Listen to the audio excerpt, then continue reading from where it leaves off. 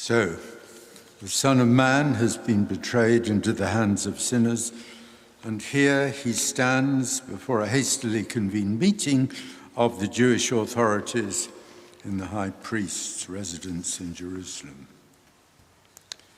He stands alone. His followers scattered, stands vulnerable, facing those who are set on one thing, his death. Here the urgency and danger of what he's been doing comes home.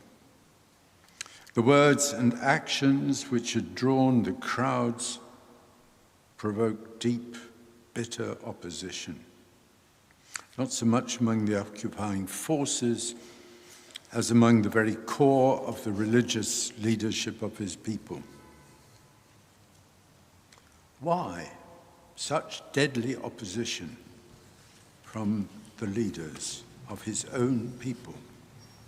Rome's agents would certainly regard anyone with suspicion who was capable of drawing crowds and stirring passions, of arousing in the poor and desperate hopes of a better world. But for them, figures like Jesus and John the Baptist were less threatening than those who took up arms and set the countryside afire.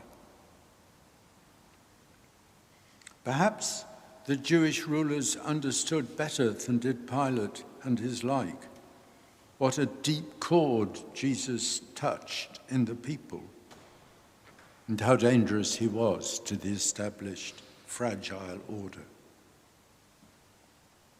This was not just someone like the Zealots conjuring up visions of earlier Jewish military triumphs.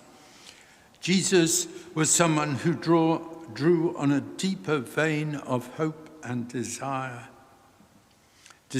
for a world determined by those who sought the ways of peace, no matter what the price, where compassion for the poor and the suffering would inform their rulers' decisions, would bring, as Matthew said, citing Isaiah, would bring justice to victory.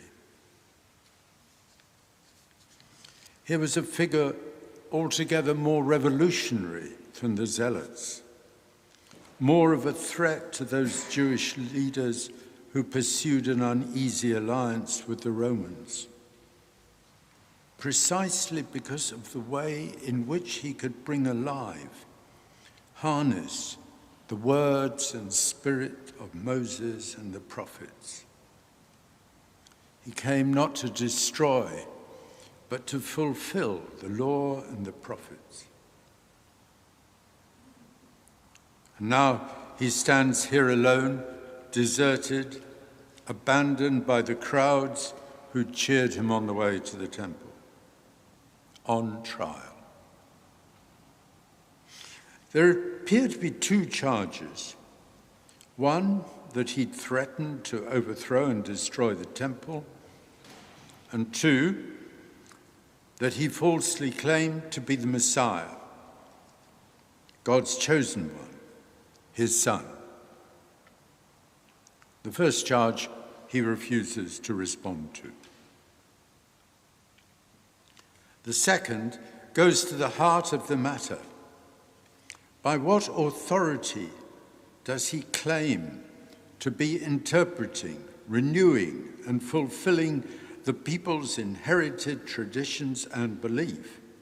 Why doesn't he just stick to what the high priests prescribe? Why doesn't he make his sacrifices and go home and keep quiet?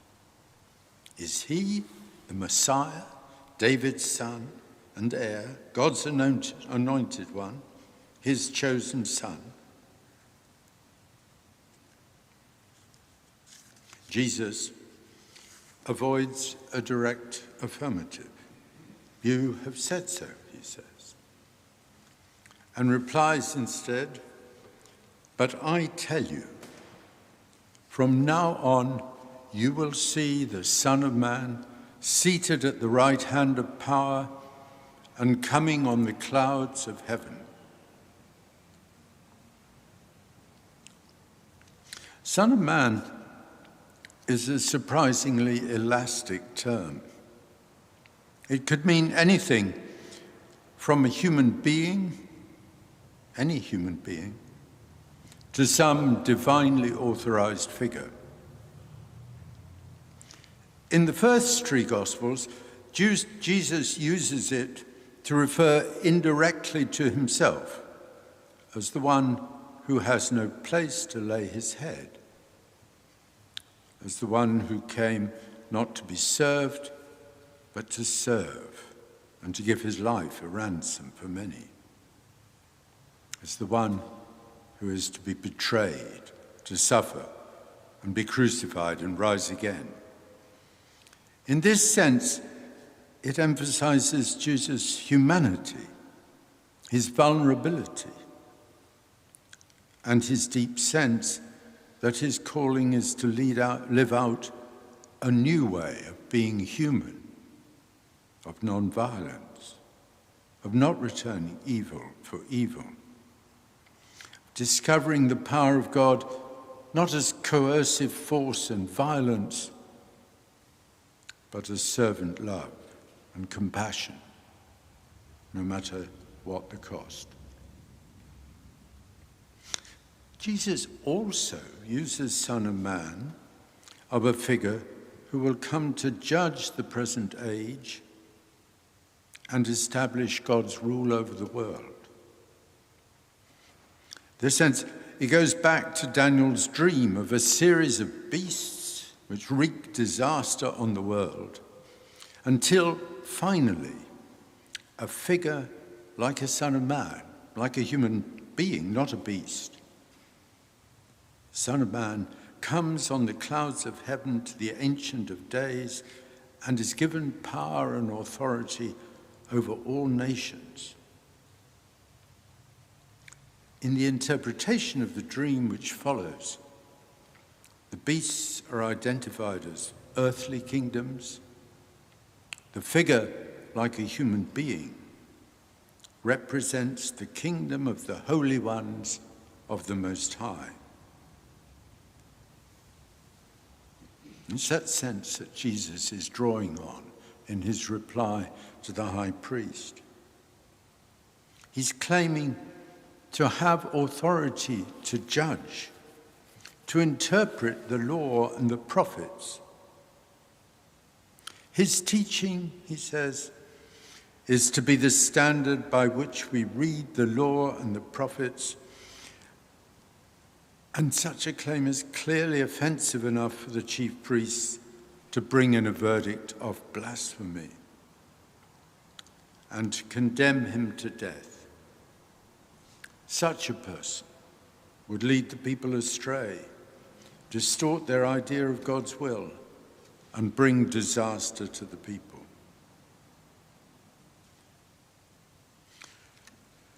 When Jesus appears to the 11 in Galilee, he again picks up the language of the Daniel story.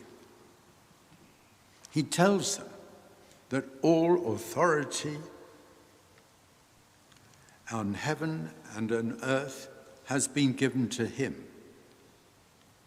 It's a reaffirmation of his claim to give the authoritative interpretation of the whole biblical tradition. It's also a clear challenge to all earthly rulers and regimes who claim absolute authority for themselves. Jesus opens up the vision, the prospect of a new world based on different values, a world of peace and care. And then he goes on to command the 11 to make disciples of all nations, baptizing them in the name of the Father, the Son, and the Holy Spirit, and teaching them to obey everything that he has commanded them. And he will be with them to the end of the ages. Jesus and his disciples, us, together will form, will found, will work for the kingdom of the holy ones of the Most High, drawn from all nations. A new world is being born into which all are invited, and it would be based on the gentleness and non-violence and compassion which he has embodied in his teaching and life, and for which he has been prepared to die.